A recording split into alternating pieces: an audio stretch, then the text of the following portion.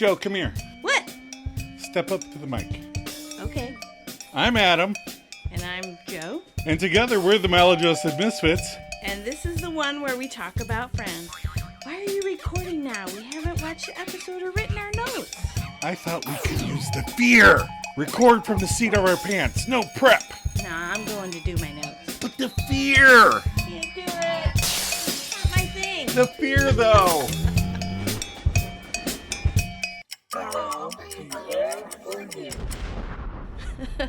Welcome, Misfits, and hello to any new friends that have stumbled across our podcast. I just ran up and down the stairs like 6 times. Are you good? You want to record that again? Well, I'll leave it like that. It'll be fun. Okay. Every week, we rewatch the next episode in sequential order because that makes the most sense. And we break it down. Look up stuff? Make up some stuff, too. You're not supposed to do that. We have fun and laugh. We do that, for sure. What episode are we doing this week? This week we're doing the one where Rachel quits. Oh, yeah. Very anxious-driven for Joe. What's Anxious-driven? Oh, yeah, the quitting without a job. Yeah. You can't do that. Nope, I've done it several times. What's the IMDb plot for this episode? Ross accidentally breaks a little girl's leg and tries to help her sell boxes of cookies, which recreates Monica's childhood fixation. Rachel quits her job at Central Perk, and Joey's Christmas tree selling conflicts with Phoebe's principles. Is it they accidentally broke, like Monica accidentally broke his nose last Accidentally. week? Yeah. Our episode director is Terry Hughes. Terry Hughes? New director alert. Oh, is this John Hughes' brother? I don't know. I did not look that up. I'm going to say no. Probably not. He directs 5 episodes of Friends, 4 in season 3, and 1 in season 9. Oh, nice. He directed a sitcom called Square Pegs. Did you ever hear that? No. It ran from 1982 to 1983, starring Sarah Jessica Parker and Jamie Gertz. Oh, my goodness. Yeah. The plot, Patty Green and Lauren Hutchinson, 2 awkward teenage girls, are desperate to fit in at Wee Ma Wee High School. Oh. Yeah, say that 3 times fast. That doesn't sound like that would be racially insensitive programming. Wee Ma Wee. Our episode writers are Michael Curtis and Greg Mallins. Okay. They're returning writers. His trivia says his trademark look, this is Michael Curtis, by the way. Okay. His trademark look is a straw hat cocked at a jaunty angle. Oh. That's the exact wording. A jaunty angle. angle. A jaunty angle. Mm-hmm. Like, why'd you come to the party if you're not going to play the game? That's going to be your favorite line in that episode. He also has a PhD in religion from the Universal Life Church. Oh, I have one of those too. Well, actually, I'm ordained by the Universal Life Church where I can marry people. Yeah. And Greg Mallins has an upcoming project. Skydance has closed a deal with Mila Kunis. Forgetting Sarah Marshall, Mila Kunis? Yeah, I know who Mila Kunis is. All right. To produce and star in the 47 Night Stand. Ooh. A new film scripted by Greg Mallins. He wrote it. Nice. The project is in early stages, and it's being kept under wraps. Though it's described as a fresh, funny take on romance in the tradition of classic favorites. Oh, nice. A new twist. Yeah, a new twist. So what's the original air date? December 12th, 1996. That week, the number 1 movie was Jerry Maguire. The Cameron Crowe film in which Renee Zellweger completes Tom Cruise. Aw, I like that movie. Yes. And debuting at number 2, the movie we saw at Mann's Chinese Theater in Hollywood, California. Oh, yeah? Mars Attacks. A movie which is admittedly flawed and uneven and weird, and I still kind of love it. Yeah, it's pretty funny. We have categories of movies that are like, these are epic, amazing. like to look at the story, everything, and then these are just fun fuck off movies. Fun fuck off movies. Like, I don't feel like doing anything. Right. I just want to giggle, and I'm gonna watch Mars Attacks. that's right. I Because think it's silly. that's perfectly acceptable. Nobody else likes it, but I love it. Your dad likes it. Oh, yeah. All right, are you ready for some trivia? I am ready. All right. So Rachel quitting Yeah. sets off a series of events, which eventually leads to Ross and Rachel's breakup. Well, duh. Yeah. Yeah. But if she hadn't quit, Nope. she would never have broken up with Ross. Unless she'd have been complaining about her Central Perk job to Monica in the diner. Oh, And Mark overheard that. It's true. It's true. I'm of the opinion that he is kind of hitting on her. Oh, really? Yes. Okay. I don't know if that's controversial or not. But we watched the next couple episodes and we saw he has a girlfriend. Well, he doesn't necessarily have a girlfriend at the time of the flirting. It's And, true. Okay. and he might not care. All right, in the beginning of the episode, Ross is telling Chandler how to play tennis. Yes. In reality, Matthew Perry was a top-ranked junior tennis player in Canada. Really? Yeah, so it's like speaking to the choir or singing, preaching to the choir. Preaching to the choir? Yeah. Preaching to the tennis players? He already knows how to play tennis, which is, I wonder why he rolls his eyes so deeply, and maybe that's why. Maybe that's why. And being top ranked in tennis player in Canada, I mean, how long do you think that list is? I don't know. He did say that he tried to do it in the U.S., but he wasn't good at it. So. The old woman who berates Ross through her door is voiced by Sandra Gould, Okay. who starred as Samantha's long-suffering nosy neighbor, Gladys Kravitz in Bewitched. Oh, Bewitched. 1964. The nosy neighbor in Bewitched. Yes. That I was always just like, why don't you close the curtains when you're doing magic? Sometimes you don't have time. Well, you wink them close and then you do your magic. You wink them close. Chandler tells Joey to run, Joey, run. And although Forrest Gump came out in 1994, and this sounds very familiar, Run, Forrest, Run, Chandler is said to be referencing the 1975 song Run, Joey, Run by David Geddes. Okay. So I listened to it. Oh, you did? Wow. Oh, fun song? It is one of those, I'm not sure what you call it, but a narrative song in chronological order. And Okay. it's pretty, It's very interesting. Very 70s, I will say that. Very 70s? Like an American Pie kind of thing going? Yeah. But it's like just Reed talking. It's like, you know, like... Yeah, that was popular in the 70s too, like a William Shatner kind of spoken word thing. Yeah, but it's weird. So Okay. check it out. I'm not hitting any good good correlations. No. Mae Whitman, who plays little Sarah, who gets her leg broken, Yes. was in the series Good Girls, remember? Okay. That was a fun show. Yeah. Her character, Annie Marks, said she was once a brown bird. That's awesome. As her tie back to Friends, which I thought was hilarious. Yeah, pretty funny. And finally, Terry is mentioned, but doesn't appear in this episode. In fact, this is the last time that Terry is mentioned. It's the last time he's mentioned? Yep, he's not brought up ever again. Terry Central Perk officially gave it to his son Gunther, or his nephew, or whatever. Terry Central Perk. Episode reactions? You ready for that? Oh, yeah. So this is another episode that falls under a misleading title for me. You know, Rachel quits, but there's so much more happens that I would not necessarily connected to that title. Exactly. You know, the brown bird stuff, the space camp is all fun. Monica's addiction, Joey's seasonal work, Phoebe's mental instability, the fear.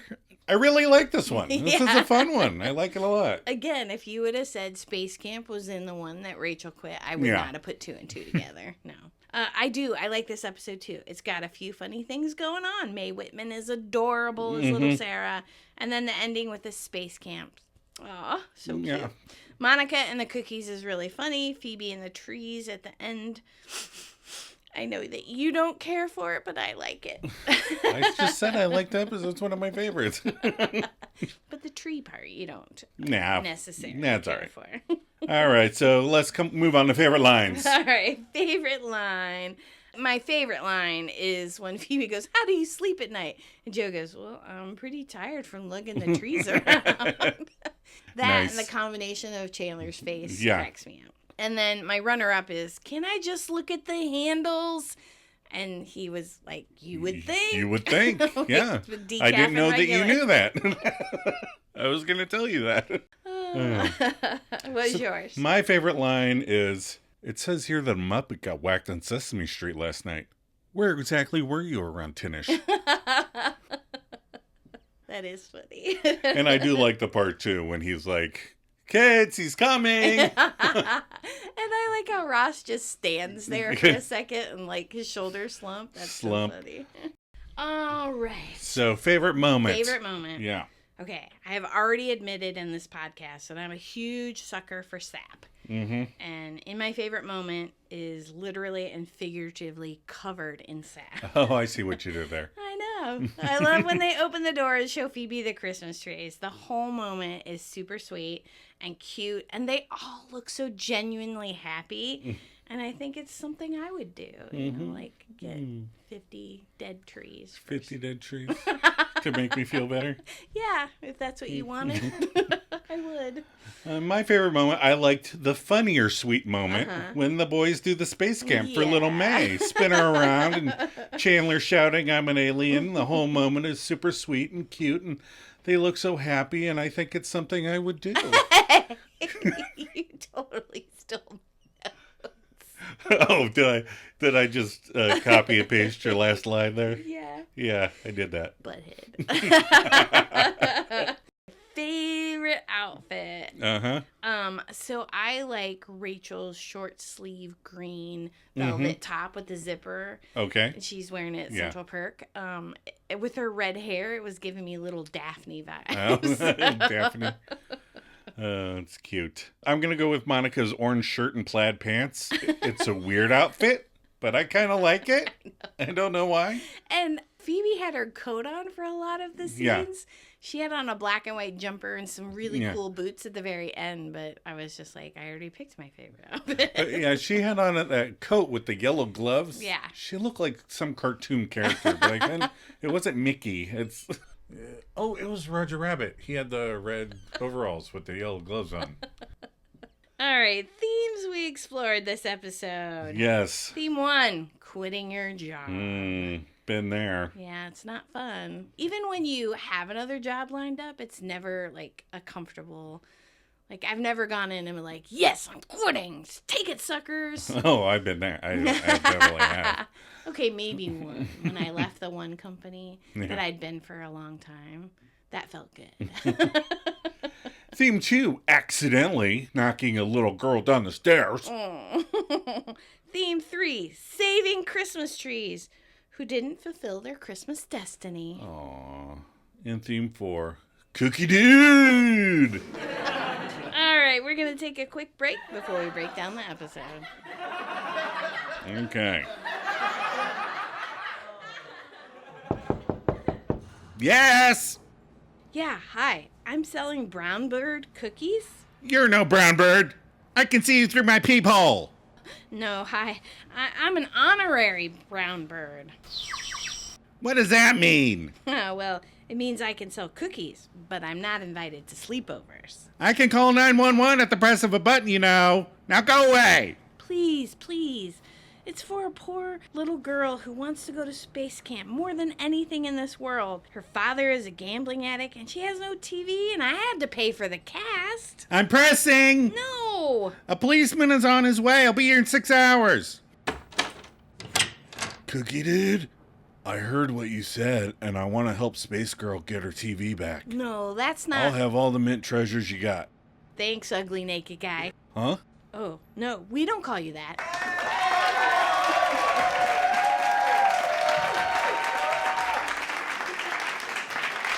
We're back.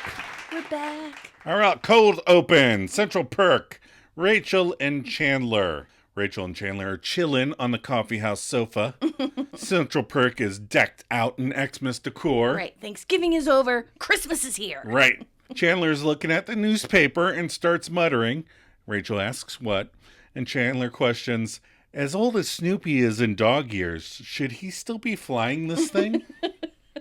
So, Snoopy is from the Peanuts comic strip from the newspaper. And I'm not sure that sentence still makes sense in 2024. Right? Do they don't even make new Peanuts cartoons, right? I have no idea. Oh, because I'm pretty sure Charles Schultz is dead. Well, I know, but that doesn't mean somebody else is doing it. Moving on. Gunther asks Rachel if she remembers taking 2 weeks of training when she started. And she does. And asks if they want her to train someone new. And Gunther laughs and says, "Good one." Just a reminder, Gunther is infatuated with Rachel and still thinks that's a joke. That's a hoot.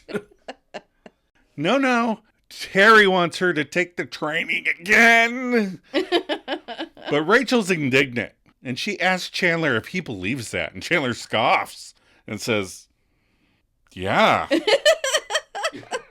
And Rachel looks sad. Still not getting up from that sofa, though. I like how Chandler's like, I can't lie. Well, like, you're really bad. She knows she's bad. Right. She admits to being bad. Mm-hmm. She doesn't do anything to change. No, and she sits on the couch a lot. All right, we're at apartment building hallway. Yeah, we're at the girls and fellas apartment building. So Monica, Chandler, Joey, and Rachel's apartment building. Mae Whitman, Brown Bird, Sarah, and Chandler and Ross come around the corner. So Yeah. little Sarah is selling brown book cookies to a non-pedo looking man. Non-pedo looking? I know. I'm trying to make people feel better. And she salutes him with the bird whistle.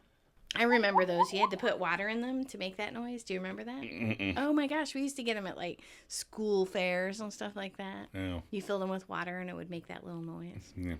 Okay, I believe you. I just never had one. Ross and Chandler come into frame, and Ross is trying to teach Chandler about tennis, stating he doesn't have a solid backhand. And I love Chandler's line, "Excuse me, little one." Like, where did that come Right. I have a very solid backhand. To which Ross retorts, "Shielding your face and shrieking like a little girl is not a backhand." Chandler points out that he was shrieking like a Marine. I do like that. That's pretty good. It is. I'm shrieking like a Marine.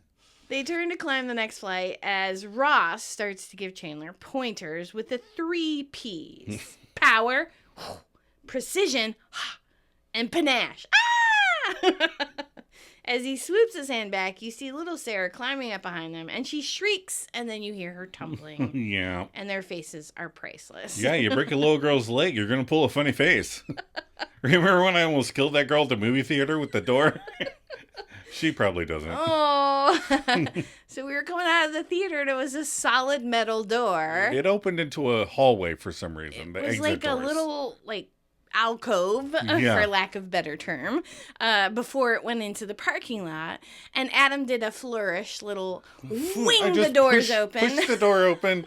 Some girl was standing right in front of the door, got bonked in the head. I mean, I think that's her fault. Yeah, I mean, their whole little group was standing in front. Yeah, and, it's like when you exit, you got to move off to the side. We were checking on her to see how she was, and all of her friends were laughing hysterically. Yeah, I know. And we weren't even that old at the time, so. No.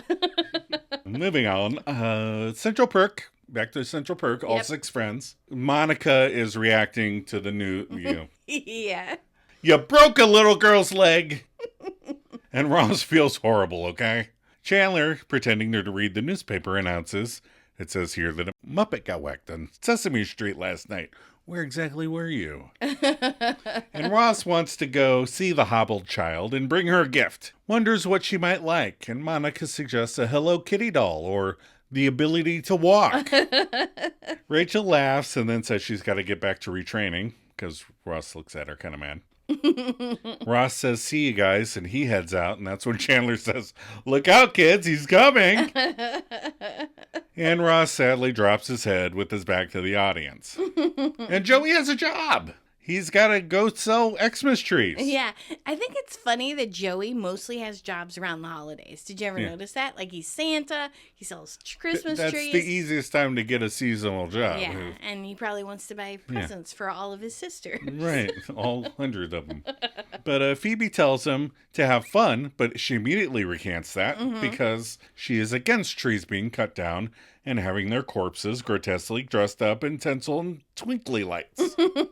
I guess her political stance in support of Christmas has flip-flopped like every other conviction she's ever had. Right, because this is the only time we see that. The next time they have a Christmas tree. She pointedly asks Joey how he sleeps at night. Well, I'm pretty tired from lugging the trees around. And Chandler has a pretty funny reaction to that. He's like, no, dude, no. But Joey points out to Phoebes that these little pine trees are fulfilling their Xmas purpose by having their corpses decorated and et cetera, et cetera. I never heard of it called a tree corpse. I'm going to start referring to them. Yeah, I mean, it is, basically. As Phoebe weighs this new information, Joey signals to Chandler and Monica to help him convince Princess Banana Hammock. And Chandler's assistance is this. The trees are happy too because it's their only chance to get to see New York. And Joey looks at him like, what the hell was that? And then Phoebe turns around and Joey nods in agreement, smiling. And we cut over to Gunther, and he's, telling Rachel where to put the trays. Right. And she interrupts him as she exasperatedly complains that she's been working here 2.5 years, and she knows the empty trays go over there. But Gunther throws out well, what if we put them over here? And Rachel's kind of impressed. Saying that spot's closer to the mugs. She suggests that he tell the other waitresses to do that. And Gunther then kind of stammers a bit and explains that they all do that. It's the tray spot. And Rachel thought the tray spot was a club they all went to. To me, this is on like a whole nother level of incompetence.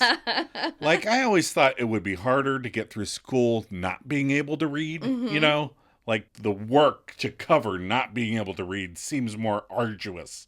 Plus, then you don't get to use words like arduous. I know, it's like Rachel doesn't give an F about the job, and I think because Gunther loves her, Right. just lets her get away with shit. Well, I'm gonna get to that in a second. Okay. So as Rachel storms off feeling the word stupid feels harsh. Let's go with foolish. Okay. She feels foolish. And Gunther tells her, it's all right, sweetheart. She's out of earshot. She can't really hear him. And then I realized that Gunther has lines now and has this new obsession with Rachel because they need him to rat out Ross later. On the Copy Girl. Yeah. Oh my god. That's why this is the season he started to get lines and stuff, because they needed somebody to tell him. The chain, Yeah. to separate. Oh, you're so clever. They're putting all the pieces in place. That's what you have to do when you're writing stuff. You have to put all the pieces in place. You should keep track of those pieces, but we Yeah. won't talk about that. No. All right. So we're at Brown Bird Sarah's bedroom, Ross and Sarah. Mm-hmm. Sarah's room is decorated and everything space related. It is so cute. And her little broken leg is in an old school plaster cast. Remember those? I mean, they don't even put them in that anymore. It's like an air bubble of some sort. Yeah. And it's propped up on a pillow. Yeah, she looks adorable, and I just want to point out that Mae Whitman is in Scott Pilgrim vs. the World as Roxy Richter, one of Ramona's evil exes, and yells out the line, "I'm bi-furious!" So just think of that when you're watching the little kid there on the bed. She's so cute, though. Ross tries to make her seem like having her leg bone broken in two is a good thing. Yeah, if you look at She it. gets a couple days off of school, and she doesn't have to sell these cookies anymore. But Sarah informs him that she wants to sell the cookies because the girl who sells the most wins a trip to space camp and gets to sit in a real space shuttle. Oh. Ouch, Ross. Yeah, Ouch. that's not good. No. We should watch Space Camp again, though. Aw. Remember Joshua? Yeah. And a tiny Joaquin I Phoenix? do. I think I used to have a crush on Joshua from that movie. Oh, yeah? Yeah, but not since then. Not even as Joshua? He's all right. Okay. Ross says, you really like this space stuff. And she says, yeah, my dad said that if I spend as much time helping him clean apartments as I do daydreaming about space, then we could have enough money to visit the Taj Mahal. Oh, Ross goodness. points out that is a shit ton of apartments to clean to get all the way to India. She corrects him and says, no, Atlantic City. Dad loves the slots. Yes, not all parents are good parents. He's going to double her college money that her grandmother left her. Oh, boy. Ross kind of looks to camera here. It's an Yeah. odd fourth wall kind of look and says, well, good luck to Dad. Yeah. I was wondering if he was looking at the camera or if he was just like, sometimes they look at the camera when it's in an awkward place. Oh. And they have a different little room and Right. it's small. So and, it's not normal. Yeah. They don't do a lot of close-ups usually on Yeah. Friends. He asks how many boxes she would have to sell to win. And she says the person who won last year sold 475. And so far, she's sold 75. Oh, great little line read there. It cracks me up every time. Little Mae acts rings around that bewitched voice later. She does. I do love her. She's super cute. So Ross pulls out his checkbook or his wallet, I can't tell, to be the hero of the hour until she breaks the news that they're $5 a box. Wah, wah. And $2,000 for a broken leg just doesn't seem doable. Well, he probably already had to pay the medical bill.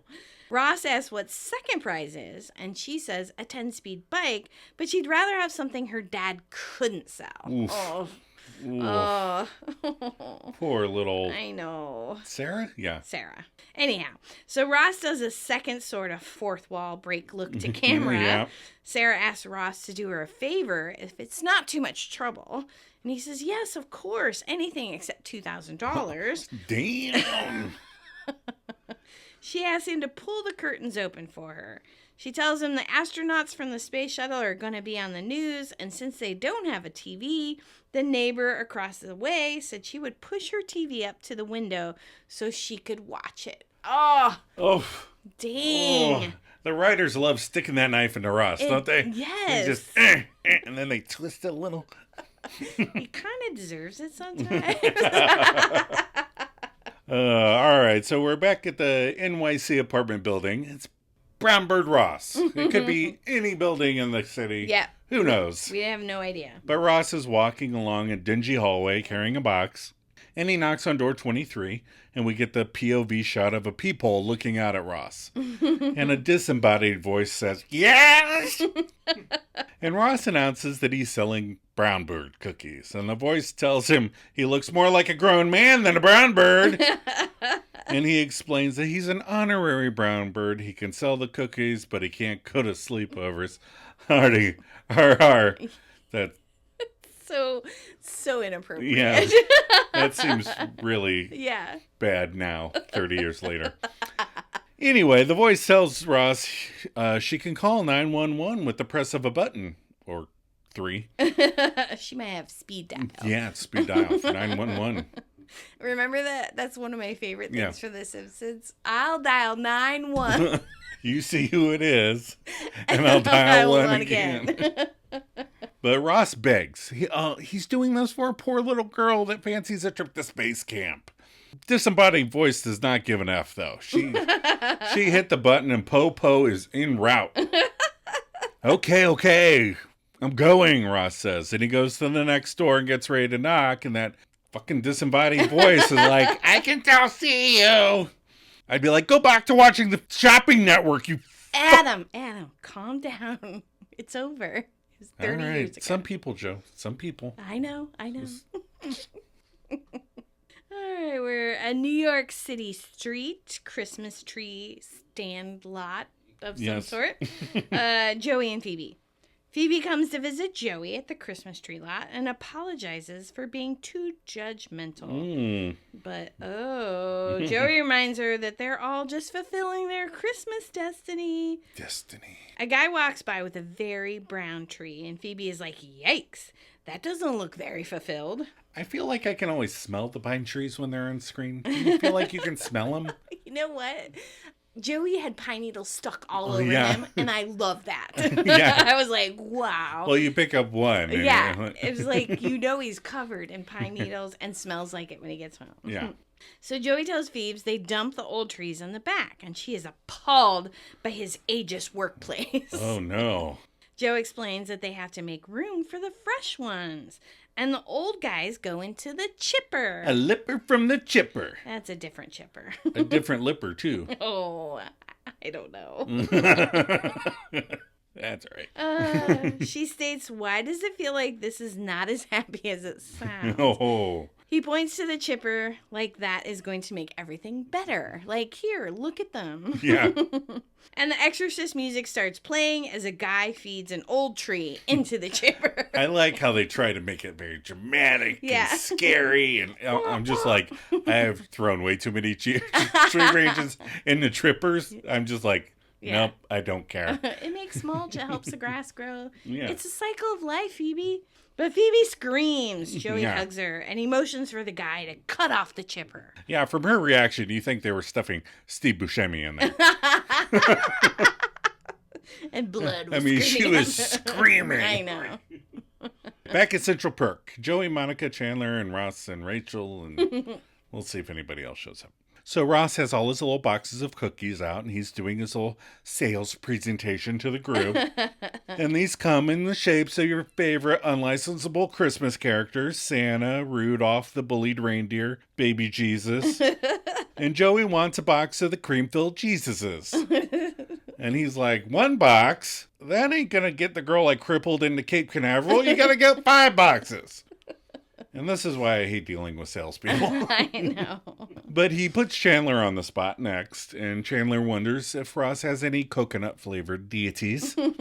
I figured Krampus would be coconut, but no. However, there is coconut in the Hanukkah menorahs, and Chandler is getting 8 of those for the 8 nuts of Hanukkah. Years and years ago, there were these people called the Maccabees. Yeah, that's not this episode. I know, but it's so far away. It's not that far. Season 7, Holiday Armadillo. No. No. Fine. Also, when I spelled out armadillo into the notes, I originally wrote it armadildo. That made me laugh. Armadillo.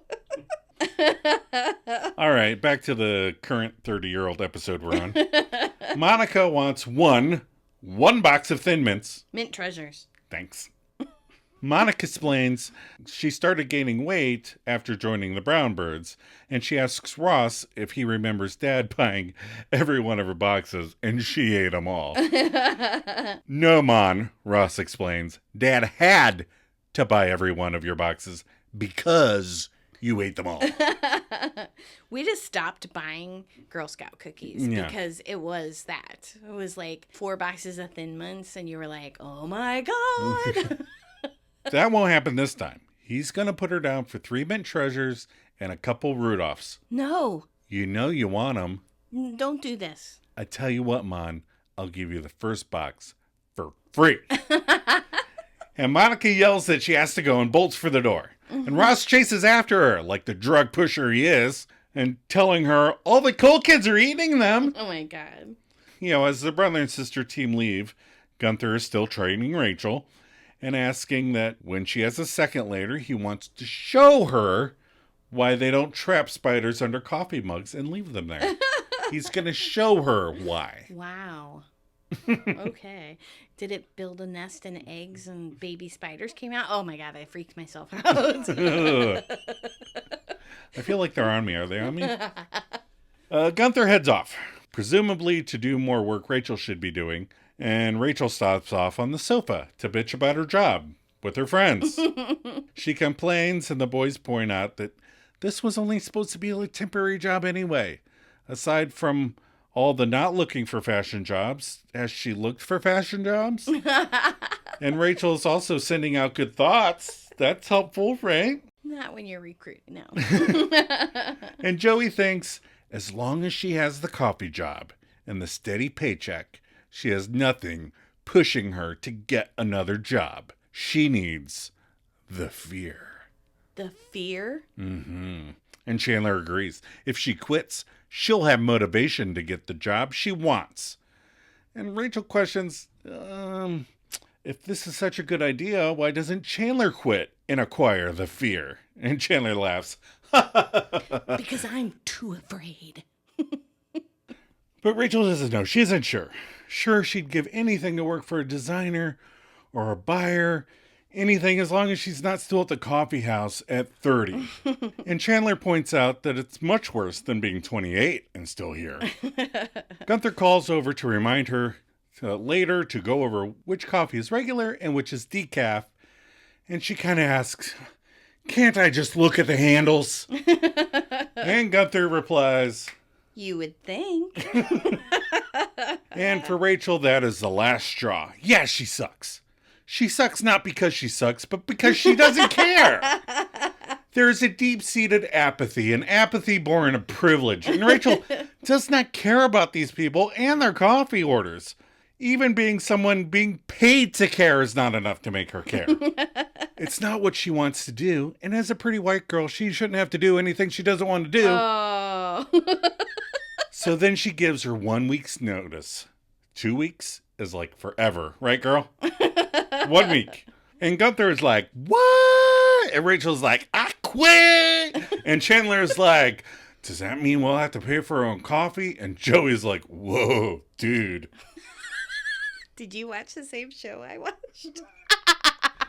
Yeah, that's coming up later. That's for later, but I thought I'd put it in here for fun. Okay.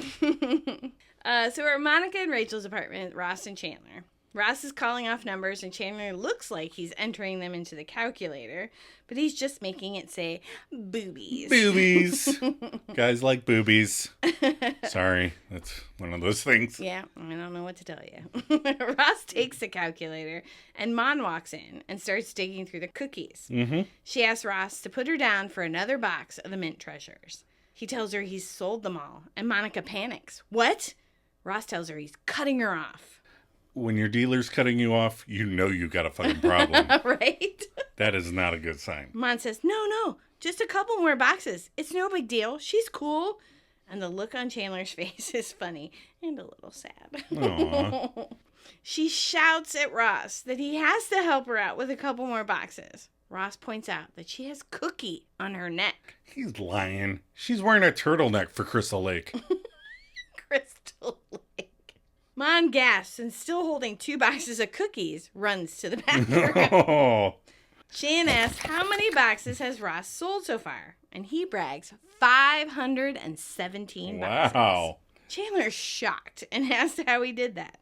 And Ross tells him he was leaving the museum as Laser Floyd was letting out.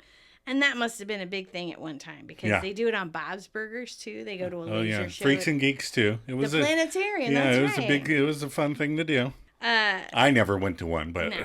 We looked it up. They still have it in our city. We could go, but it is Pink Floyd, Dark Side of the Moon. So cool. Anyhow, he tells how without even trying, the Laser Floyd crowd bought 50 boxes of cookies. So then he has a brilliant idea that his success is going to be based on the munchies. The munchies. He's going to go to the NYU dorms around midnight, and he's selling cookies by the case. They call him Cookie Dude. Cookie Dude. There is only one cut line on the DVD. Okay. And after he says, they call me Cookie Dude, Chandler looks at him and says, okay, but I'm not calling you that. I'm not calling you Cookie Dude. Scrud, maybe. Scrud. Rachel runs in and tells them to stop. What are they doing? She needs help sending out resumes. Yeah. Ross asks her who did her resume, and Chandler brags that he did it on his computer. I did it on I printed out a list of your pros and cons and Rachel's resume. Ross denotes the large font, and Chan says, well, waitress at a coffee house and cheer squad co-captain only took up so much room. What about class president? Was she class president? Yeah, in the one episode, they say something about her, and we're like, what the fuck? Rachel was class president? So Mana's on the couch. She must have slammed those cookies in the bathroom. Oh, man. Binge eating cookies on the toilet. I've been there. Or she hid them for later. Rachel fake laughs at Chandler for making fun of her resume. She does the funny guy bit from Goodfellas. You're such a funny guy. Yeah, funny guy, Chandler. You know what else is funny? Something else I might have said? Rachel yells that he is the guy who told her to quit her job without having another job. Ha ha ha ha! Oh, wow. She sounds like she's about to ask if he ever danced with the devil in the pale moonlight. Rachel says she's going to call Gunther and tell him she's not quitting. Not gonna do it. And Chandler stammers, you don't want to give in to the fear. Rachel shouts, you and your stupid fear. I hate your fear. I would like to take you and your fear. Uh-oh. Then Joey bursts through the door with great news. Chandler yells, run, Joey, run, run for your life. And Chandler leaves. Joey asks if she's ever heard of Fortunata Fashions. Fortunato Fashions. I'm guessing not. No, I don't think so. No. Joey's dad is doing a plumbing job there, and they have an opening. And Joey's dad will try and get her an interview. This already sounds like a bad idea. Yeah, if you're doing a plumbing job and they're telling you about Yeah. people they're going to hire. Mm-hmm. She loves that, and she thanks Joey. And Joey asks if everyone is ready for the great news. And Ross says, that was not the great news. No. And he goes, only if you think it's better than this. Snow in a can. Oh, that's pretty cool. Mon asks if she wants him to give the windows a little Christmas looky. And she says, Christmas cookie? Cookies. Don't start the cookie thing again. Did it ever stop? I don't have chocolate chips. All right, so now we're at New York City tree lot. Sam's old Christmas tree lot. Joey is trying to sell a tree to Gene Crane, veteran Philadelphia CBS news anchor, and father of Friends creator David Crane. Very nice trivia there. Yeah.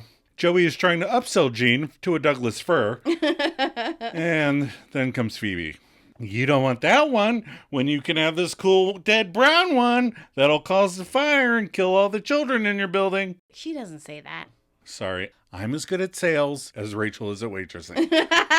That's bad. Gina's like, no to that. And Phoebe's like, mister, you gotta take him. If he doesn't fulfill his Xmas purpose, they'll chipify him. And Joey's like, yep, chipified in the chipper. A lipper from Chipper. Gene basically says, you lost yourself a sale. And Joey tells Phoebe to stop and explains that he's working on commission. Oh, Joey. I know. That's terrible. Commission at a tree. Oh, should not have been pressured into buying cookies. Then Monica shows up to pick out her tree, and guess who offers up one? Joey? No. You know it's... Ross? What? Mae Whitman? Okay. Phoebe. Oh, I lost track of where we were. Yeah. Phoebe plunks it down and does a little hand waving over the tree to Vanna White it up a notch. And Monica asks if that was the tree she threw out last year. That was a good line. Awesome. I like that one. That's a good line.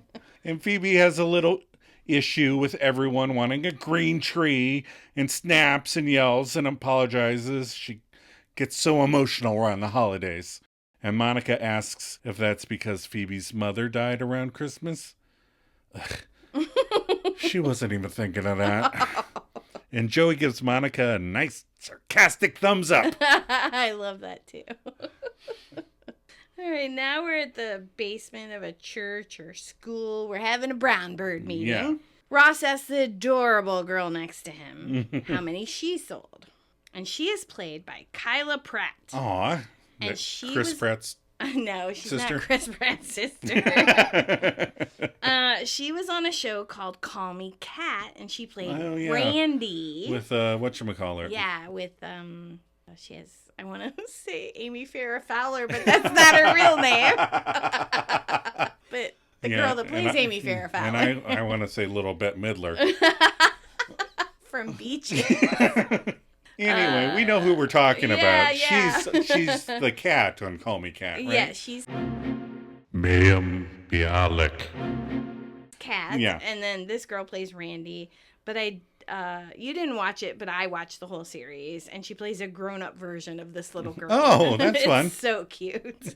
Anywho, she's not having it, and she says he's the bad man that broke Sarah's leg. Come on, Brown Bird. A bad man would not be selling cookies for her. What do they teach these kids? So Ross protests that it was an accident, and she calls him a big scrud. Scrud. I'm going to make a shirt that just says Scrud. scrud really big on it. He asks what a scrud is, and she tells him to look in the mirror, scrud. Oh. He fights back with, I don't have to. I can just look at you. And her eye roll and head turn is epic. It is the essential of like a 7-year-old, Yeah. you know? I love it. Not when it was done to me by my 7-year-old, but I Right. like the little girl who did it. Right. You like it within the context of Yes. the TV show. So I looked up scrud Okay. to see if it had a definition, and it had several. Oh, my goodness. So, the first definition of scrud is a buildup of detergent, fabric softener, and dirt in your washing machine that can cause odor, stains, and damage to your Oh. clothing. It's called scrud. Get all the scrud out of there. That's right. In the Urban Dictionary, scrud is a slang term that has various meanings, such as treating someone unfairly, being an idiot, smoking marijuana, or having a bald head. Wow. I'm very much a scrud and very much not a scrud at the same time. It's confusing. And in the U.S. dictionary, scrud is a colloquial English term combining scrummy and crud, and it signifies semi-solid, semi-liquid waste or Ugh. grime. Mm. Alternatively, it can denote real or imagined affliction, illness, or contamination. Okay. You're sick with scrud. You got the scrud all up in you. And that has multiple meanings. Yeah. The leader calls attention to the girls and man and starts taking cookie sale tallies. All right. Debbie, 321 boxes. Very nice. Not nice enough. Carla, 278. Sorry, dear, but still good. Good for a scrud. Elizabeth, 871. That's crap! Sister Brown Bird. And batting for Sarah, Ross Geller, 872.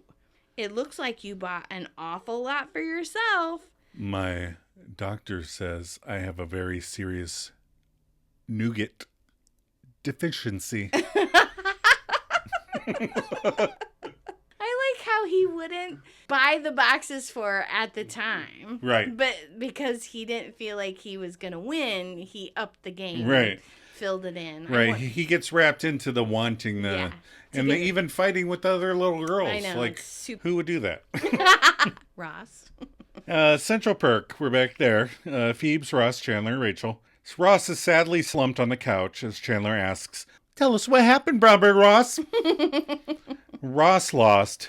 One little girl loaned her uniform to her 19-year-old sister, who went down to the USS Nimitz and sold over 2,000 boxes. Yikes. First, more for stellar parenting going on here. Second, I looked up USS Nimitz. All right. The ship was named after World War II Pacific Fleet Commander Chester W. Nimitz. It's one of the largest warships on the planet. She is designated as a CVN-68 aircraft carrier, multi-mission, and nuclear power. Whoa. And the Nimitz is now the oldest U.S. aircraft carrier in service and the oldest serving aircraft carrier in the world. Wow. That's some good looking up you did. Yeah. I'm proud of you. I can look up things. That being said, I tried to find the cutscene of the sister in her uniform. Hey. Well, I did not. I just kept getting pictures of brown birds. Anyway, moving on. In comes Rachel from an interview looking not happy. She says she wouldn't even hired her. Not as bad as the Gucky interview, at least. Right. Ross comforts her in the knowledge that she'll need to go on like 1,000 interviews before she gets hired. That was supposed to be a good thing. I forget why. Phoebe thinks this is the worst Christmas ever. I mean, it's not really that bad. Chandler floats the idea of Rachel staying at the Perk, but they already hired someone competent. And last night she was teaching everybody how to make napkins and... That last word was swans. All right, we're back at Monica and Rachel's. All 6 friends are there. All 6. The gang from Central Perk is coming down the hallway, and Chandler says seeing the drunk Santa wet himself really perked up his Christmas. Uh-huh. And I love his face as he opens the door for Phoebe. Aww. And she sees all the brown little trees. And Phoebe says, "Oh my God!" And Joey and Monica pop up and say, "Merry Christmas!" And Chandler says, "It's like Night of the Living Dead Christmas trees." Yeah. The phone rings and Rachel just answers it. It's so weird. She answers the phone. Yeah. Mm. Her hello and yeah, this is she is equivalent to me sending unknown callers to voicemail. But she got the job. Yeah. She says, "You're kidding. I love you." Oh, my God. And Chandler says, "Sure, everyone loves a kidder." She hangs up and says, "I got the job." And Phoebe says, "God bless us, everyone."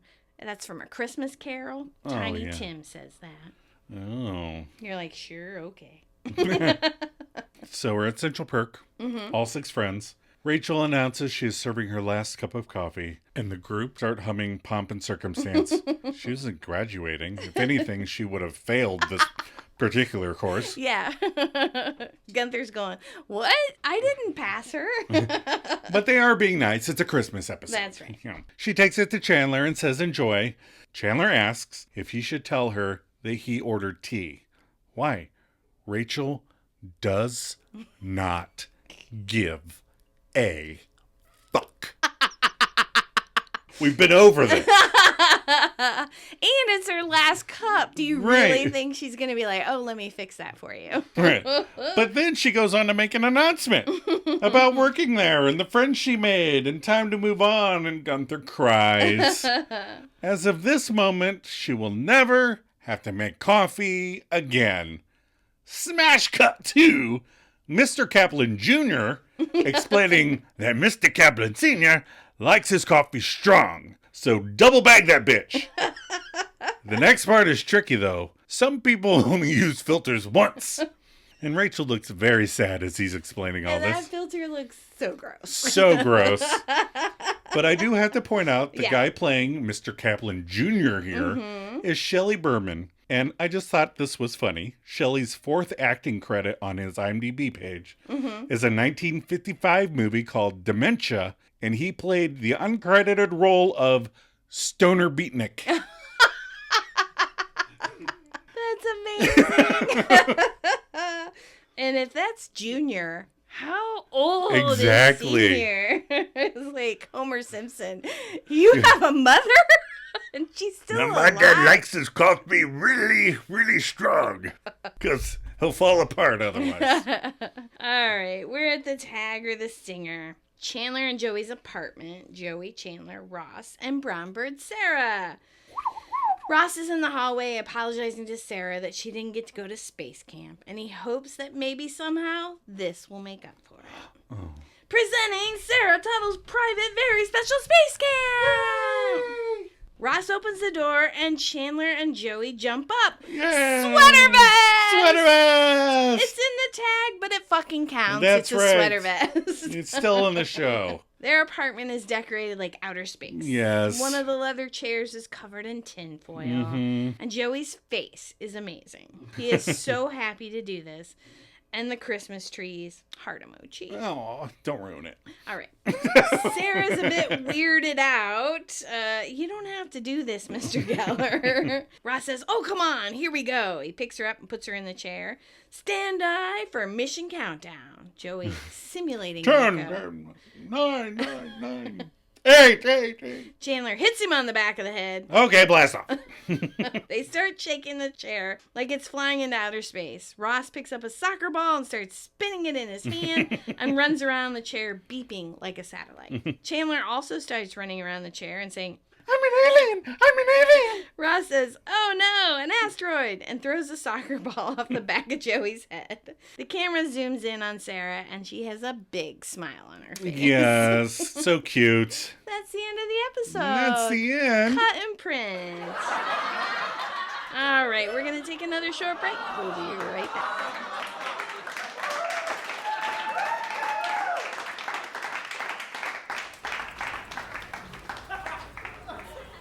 Hey. Hey, what are you doing here? Well, I thought about what you said, and I realized maybe I was a little judgmental. Yeah. Oh, but tree. Now, Phoebe, remember, hey, they're just fulfilling their Christmas Destiny. Sure. Yes. All right. Okay. Yikes. That one doesn't look very fulfilled. Oh, that's one of the old ones. He's just taking it in the back. You keep the old ones in the back? That's so ageist. Well, we have to make room for the fresh ones.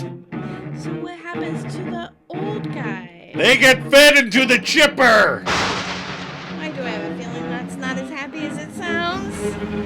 Because it grinds them to dust! No!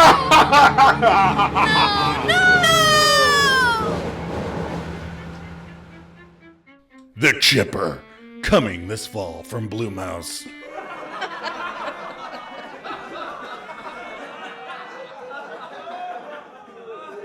We're back from a very important message. We're back. What did we learn from this episode? Joe, what did you learn? I learned that the friends really like to make people feel better. Mm-hmm. Sarah and Phoebe had great surprises this Yep. episode. I hope I have or will have made someone as happy as they did. Aw, you do, baby. Aw, thanks. I learned that no matter who you are and where you work, you may eventually be called upon to make coffee, so never really celebrate never needing to make one. Yeah. Because you might end up there again, Yeah. no matter where you are. I love it when I'm interviewing people and they want my role. You know, I want to be your job in 5 years. and they're like, because I don't want to do X anymore. And I'm like, yeah, you still have to do X. Okay. Final thoughts, Adam. All right, final thoughts. Mae Whitman had 8 credits to her name prior to her appearance here on Friends. Really? Including portraying the president's daughter in Independence Day, where aliens weren't so nice. Yeah.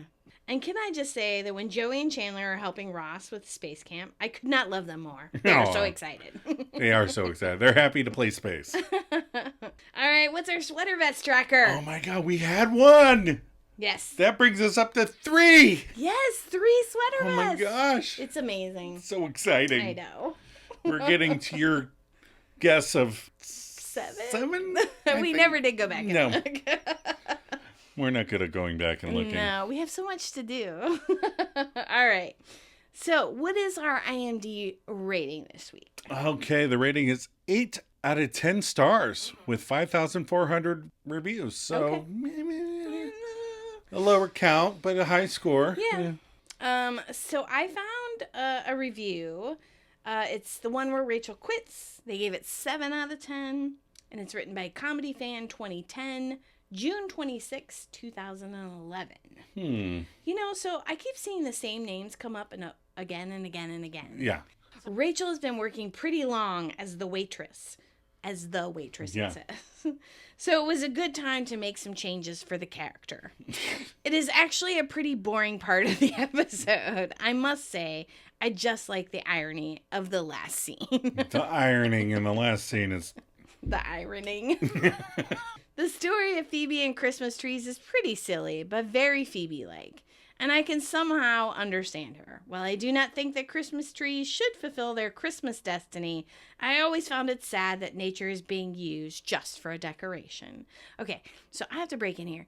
We live in a part of the United States where they actually grow trees specifically for Christmas trees. Right. Like, that is exactly what they're grown for. Right. So when I saw this episode, it made sense to me. Right. This is their Christmas destiny. All right, back to the review. Yeah. And the best part is Ross being a brown bird. He is too funny in this part, and I love that he became Cookie Dude at NYU. Aw. All right, so there was a 1 out of 10 review. Oh, my goodness. And it was so funny I had to read it to you. Okay. All right, so 1 out of 10, Parents of the Little Girl, ? Oh. By Weegashaw 33277, March 16th, 2022. Okay. Ross visits the little girl, period. Where are her parents? Question mark. Oh. No parents around, although he is a stranger? Question mark. I can't understand that! Exclamation mark. In December, there is not always snow. Period. Okay. That's the review. I don't even remember snow. Was there snow? No, there wasn't snow. I think she's arguing with somebody else. Like, maybe. I don't know. Yeah. It was so funny, though. She was so indignant you about need to Ross. cast a parent, or else I feel worried about their child. She already doesn't have a TV. Her dad goes to the Taj Mahal. I figured Neglecto Dad was sitting in there on the living room couch. I assume so. He was in a Barca lounger watching TV. All right. So, what is next week's episode? The one where Chandler can't remember which sister. What's the synopsis? Okay, Ross is like, oh, hi, Mark. As Rachel gets an interview at Bloomie's via a stranger at Monica's diner. And a drunken Chandler fools around with one of the 7 Tribbiani sisters, but does not remember which one. They do all look very familiar. And I have trouble remembering which one every single time because they all look the same. They do. And they all wear matching colors and clothes. Yeah, it's pretty funny. All right. Good episode. Are you ready for some maladjusted content? Sure. We watched a few things this week. Yeah. So one of the funny things was we watch Criminal Minds usually during dinner. That's one of our shows we watch while we're eating. We like to watch dead people while we eat. Yeah, all the gross stuff. And Fun Bobby shows up as the bad guy in one of the episodes. Yeah, we're like, Fun Bobby. Oh. He does not look so fun in this episode. No, he should have stayed drunk, I think. That might have been a better path for him. I mean, jeepers. Yeah. We also watched The Thing. I think that was to round out the end of our Halloween movies. Yeah, Halloween movies. The original Thing. Well, okay, not the original. Not the original. John Carpenter's John Thing. Carpenter's There The we Thing. go. Gotta preface it. Right. Which Not the I one really with like. Ramona Flowers. No, I really like Yes. The Thing. I think it's good. It was scary at first, but you showed it to me. That was one of those, you'll like this. It's not that bad.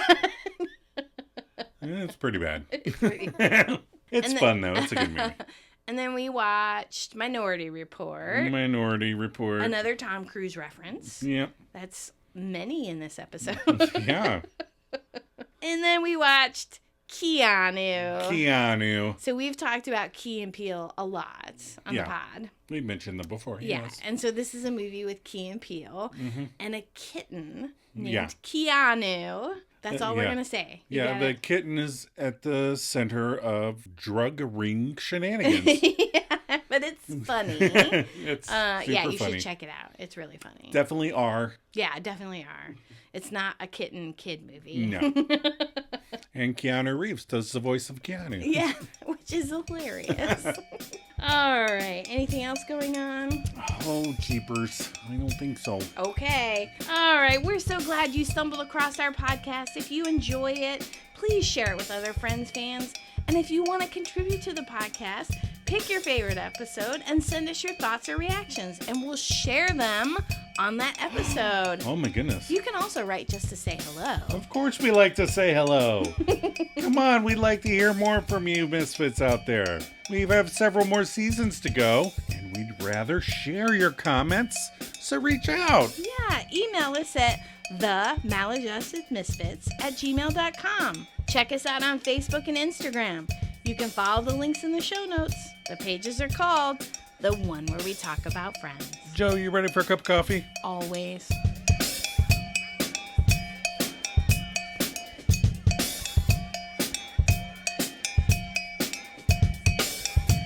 Since we don't have a TV, the lady across the alley said she'd push hers up to the window so I can watch.